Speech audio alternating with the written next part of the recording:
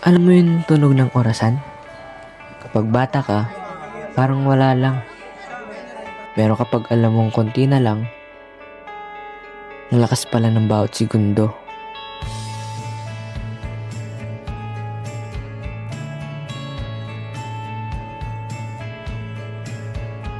Sa eskwelahan, tinuruan tayong mangarap. Dito ko rin natutunang mahalin ang bawat sandali.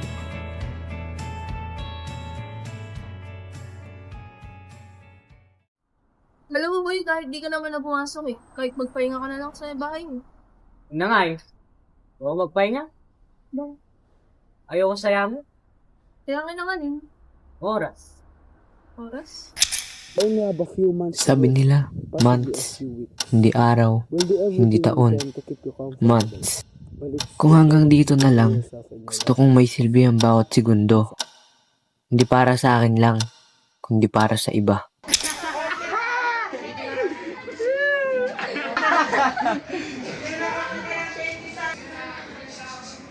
Alam kong weird to, pero hindi lahat ng tao may luxury na mamayana. Bilang Rizalino, tinuruan tayong maging mulat, maging patao, kahit tahimik lang ang laban. Kung takot ka sa kamatayan, baka hindi dahil mamamatay ka, kundi dahil hindi ka talaga nabuhay. Ang kabayanihan, hindi palaging maingay. Minsan, nagsisimula lang sa malasakit.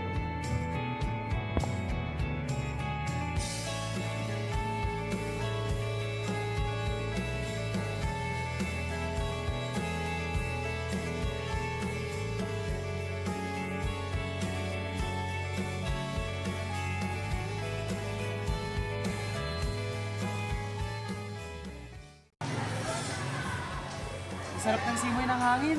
Anay. Okay ka lang? Sanay nga ako. Sure ka?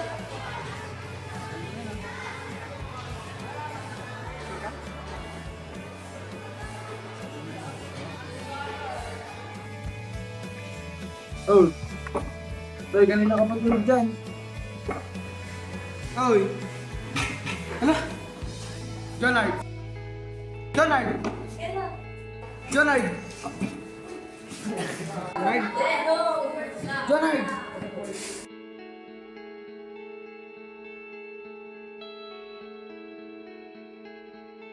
Ikaw, kung may hangganan ng oras mo, mamahalin mo ba ang buhay mo ng mas totoo?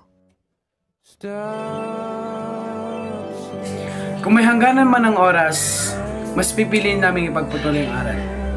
Ang mabuhay ng may saysay, malasakit, at paninindigan.